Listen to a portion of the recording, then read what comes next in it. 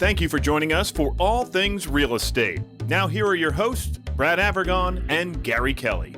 Good morning and welcome to All Things Real Estate, coming to you live from my second floor in Brad's basement. We do it that way to keep expenses down, and also keeps us from going into the studio, which is pretty cramped actually. Brad, how are you? I'm well, Gary. How are you? I'm great. We're Good. recording this on April 9th, which I know the radio station hates us to mention, but that's when we're recording it. It's my son's birthday, so I'm proud of that. He hits a milestone birthday today. He won't want me telling anyone. So if you see him, tell him happy 40th. So Brad, one of the things that I wanted to talk about, oh, by the way, you're with Fairway Still Independent Mortgage.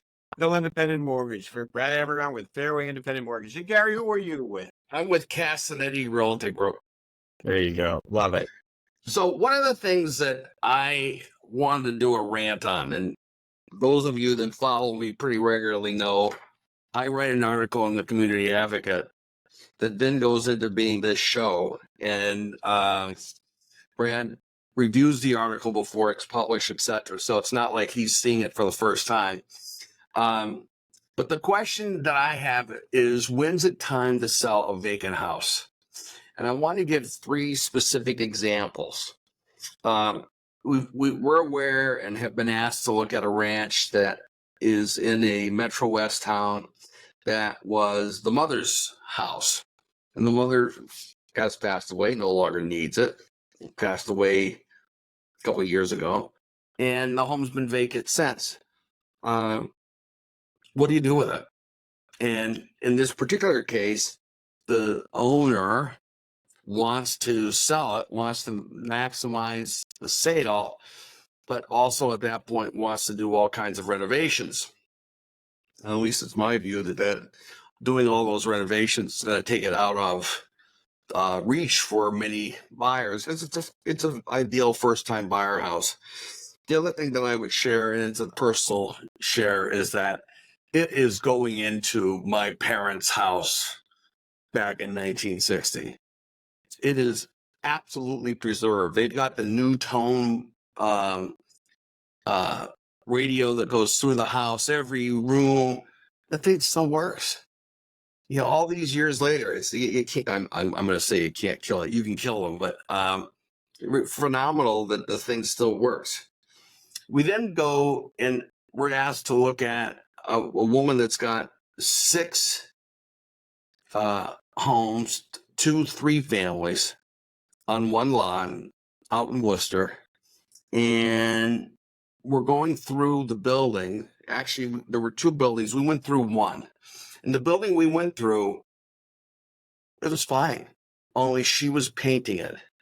Now, when I say she's painting it, there's the picture of the 70-year-old lady going up every day, spending a couple of hours painting it. And what we're saying to her is, why are you doing that? And she's asking us what our color recommendations are. My color recommendation for a multifamily is you pick one color palette for the building and you get out of the way and let the painters do it. And we said, Sue loves to be the expert on paint colors.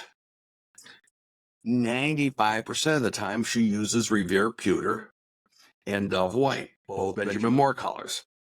But they go together nicely, and they're, you know, it's common. It's a pleasant palette. It's starting to get a little out of date, but yeah, that's my opinion. But this woman has this building that if she spent a couple $1,000 having it painted by painters, she could start to get income from it. Instead, every day she goes out and she goes up and she paints, you know, part of a wall in one of the bedrooms.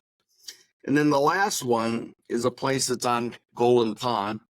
It's a 1-bed, maybe 2-bed with 1 bath on a small lake. It was bought 2 years ago. By the intent of the owner was to use it to get away from his job. He works in a town. This was 2 towns over. It was his getaway place after work. And frankly, once he bought it, he's never returned. 2 years. And one of my observations is, as you look at these homes, vacant homes often grow mold. Vacant homes don't get better. They deteriorate. And so this is a case where the guy didn't winterize it, and there was a frozen pipe. You found all over the place. And so you have flooring that has buckled. And so you're going to do a repair there. So my experience is buildings don't fall into disrepair. They don't fall into repair, I should say. They fall into disrepair. So, Brad, I've been rambling here for a few minutes. What are your thoughts? Well, that's the show. We're over now, Gary. No. I think in general, when you have a property that's sitting idle, it, as you said, it falls into disrepair. Homes were meant to be heated. They were meant to be monitored. Even when you have a second home, it makes a major difference from the insurance standpoint, whether you're actually, is that home being monitored either remotely? Are you going down once a month? What's happening? Does it have alarms in there that alert you if there's water damage, if the heat goes off, things like that. So even the best of homes, if you don't winterize them, or you don't monitor them, they're going to fall into disrepair. So I think the idea of having this asset that is not going to get better, it may go up in value just based on appreciation, but the offset is going to be, yeah, but what's it going to cost you to bring it back to its to the point that you could sell it and for a good market value. I think, you've talked about three very different types of property. The one in Golden Pond, I think that's kind of cool. I mean, mid-century happens to be in, so there are people that might come into that, and a first-time home buyer might say, this is awesome. This is actually an approachable property from a price standpoint that I can afford, and I can use that new tone radio while I'm moving in, and at the same time, update it over the next 5 or 10 years. That one is the little ranch that could. Yeah. And I believe that what you're laying out is absolutely what that guy should do. Sell it as is and let the buyer fix it up. The property that's on Golden Pond is, and I don't want to put words in a buyer's mouth, right? But it's kind of too far gone. It's not something you're going to be able to just go in, throw a little paint on. I mean, it's serious mold mitigation. It's removing any asbestos that might be in there. It's repairing the flooring, making sure no one falls through the flooring. It's next. I want to pause there because I want to draw a distinction between those two properties, both which may be approachable for first-time home buyers, but in very different ways. So the one on Golden, the one that the Little Ranch that could, right? That is a good property for somebody who wants to get in, because an appraiser, a lender, is not going to necessarily flag that property as having issues. So say, yes, the heat works, the electricity works, the water works. We can move in. A buyer can do over time. They can do those improvements themselves if they're handy, or hire a contractor as their income and their assets permit. So that will go through underwriting. On the opposite scale is this property that will not pass underwriting grade. It will not. You can't walk in there and go, hey, I'm a handy guy. I'm a handy person. I should say guy. I'm a handy person. I'll just fix this up on my own. That's not going to fly in the land of mortgages. So that property needs one of two things to happen. Either A, it goes to a contractor like you're talking about, who has the skill set, buys it oftentimes either through a commercial line of credit or cash. They buy it, they gut it. Maybe they drop the house. Maybe they just take it right down and they build a new house and they sell it for big bucks. Because when a contractor comes in, they want to make markup. Or if a buyer wants to buy that, they need what's called a rehab loan, which is where they buy the property as it is, subject to completion for plans and specs in advance. So they need to bring a contractor in. They need to figure out what they're going to be able to do to make it to meet current code, right? Current building code. Make sure it's safe. So all of that stuff has to be brought into it. Septic, everything. So it can be expensive, but there are programs that allow people to do that. In both cases, those probably properties I think need to be sold.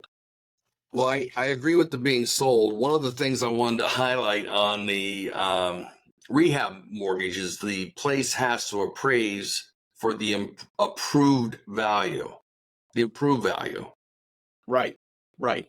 So if you're buying a place for 300,000 and you're putting in 100 grand, the appraisal has to come in, around at or above 400 grand. That's correct. That is correct. And that's not always easy. The challenge with a lot of rehab loans these days is the cost to bring the property up to today's building code standards is expensive. The cost of materials, the cost of labor, all of it. And so that has to be looked at and evaluated. And sometimes that can make a property challenging. That's why I think, we were talking about a property is not going to get better.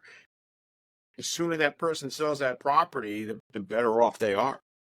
So, Brad, I'm going to cut you off there. I'm going to go off and pay some bills of our own, and then we'll come back and we'll continue the conversation. Sounds like a plan, Gary. See you on the flip side. Stay tuned. More All Things Real Estate coming right up.